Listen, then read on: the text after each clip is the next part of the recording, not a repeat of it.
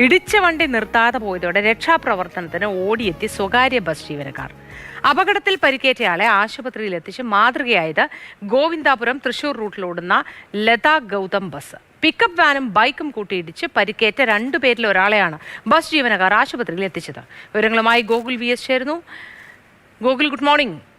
അങ്ങനെ ബസ് ജീവനക്കാരുടെ കൃത്യമായ ഇടപെടൽ ഉണ്ടായിരിക്കുന്നു. ഒരു പ്രൈവറ്റ് ബസ്സൊക്കെ ഇങ്ങനെ ഒരു രക്ഷാപ്രവർത്തനത്തിന് വേണ്ടി ഈ പരിക്കേറ്റ ആളുമായി ആശുപത്രിയിലേക്ക് ഓടുക എന്ന് പറയുന്നത് ഒരു ചെറിയ മനസ്സുള്ളവർക്ക് കഴിയുന്നതല്ല. ഏതായാലും ബിഗ് സല്യൂട്ട്.